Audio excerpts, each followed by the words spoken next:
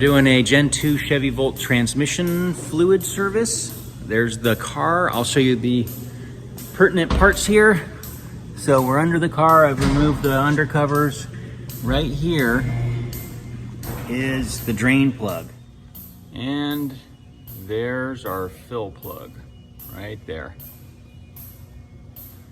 So the procedure here on this vehicle is we drain, of course, and then to fill, the car must be running, and then we get it to the level of that fill plug. That seems simple, but the thing that's confusing is, this gets a lot of people, if you turn the car off, the fluid level goes up and starts puking out of the fill plug.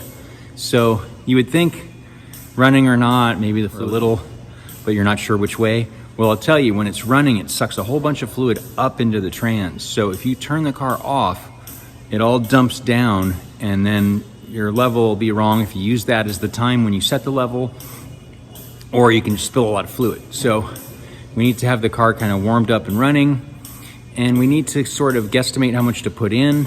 So I'll show you this procedure as we do it. This is the device I use to fill the fluid, and I'm gonna use this to estimate how much fluid I need to add to get sort of in the ballpark. So I'm actually gonna drain my old fluid into here, which I know a lot of people would say is bad practice because you get dirt in your fill container, but that's just how I do it. Okay, I'm all set to drain. Okay, I'm over here on my drain plug, and it's an 11. Because it's pipe threads, it's pretty snug. But also the nice thing about pipe threads is you don't need a washer or any kind of sealing thing. All right, I'm gonna drain this sucker.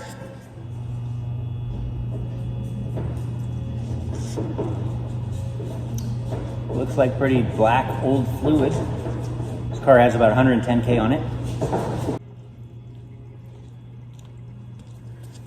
All right, so the whole point of doing that this way was to be able to come over here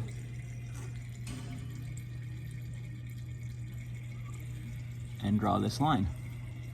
Okay, so now I know exactly how much it had before, and it was at the right level because I checked it. And moreover, it'll either, if the car is running and driving, it might not have been at the perfect right level, but it, you know, was somewhere in the range because it was able to drive. Okay, so I've drained everything and reinstalled the drain plug, and I was able to check the exact amount that came out and stock up my container with exactly that same amount of real AC Delco transmission fluid, which is the proper stuff from this car, from the proper people that make it right, which matters for a transmission. And now we're gonna drop the car down, we're gonna dump the fluid in the top, we're gonna let it warm up, and then we're gonna check the level by removing the fill plug. Okay, I've lowered the car down, and here's where we add transmission fluid on the Chevy Volt. So I'm gonna go ahead and pour in that quantity I have. I'm gonna start the car. Because the hood is open, it will run continuously, idle continuously, which, you know, it's a hybrid, so normally it would turn on and off. But if the hood is open on a Chevy Volt, it'll keep running, and I'll let it warm up, and then I'll check the temperature of the trans, and then I'll remove that fill plug. So I just poured that all in there. I'm gonna cap this guy off and start the car. Now you may wonder why I use this particular container. I use this to do transmission work on other cars. So sometimes what we call the fill plug is actually where you fill. In this car, I think a better name for that plug would be the level check plug, because we fill it from here. But long story short, I just use this container for transmission service. You could use any graduated container where you can clearly check the level for the case of the Chevy Volt. Okay, car is running continuously because the hood is open. And I'm gonna go ahead and shift through the gears real quick. Okay, so I'll go.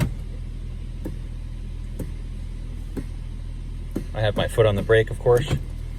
Okay.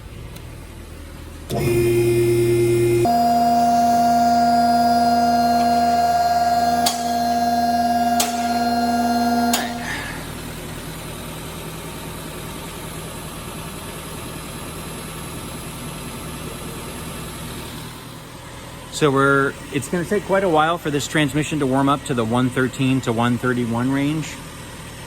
It's not even close. But I have other things to work on, so I'm gonna just let it warm up while it's up here on the rack running. I could put the car down on the ground and drive it, you know, around the block a few times, and that would get it there much quicker. But since I have other things to work on, I'll just leave it sitting here idling. And again, it only sits here and idles because the hood is open. All right. So we're to temp. Let's pull out that plug and see what happens. So I'm pulling the level check plug, as I should call it, not really fill plug.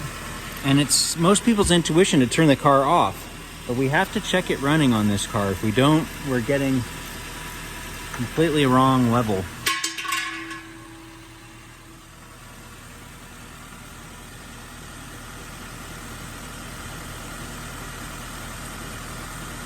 So I guess it was over full before, since we put in exactly the same amount.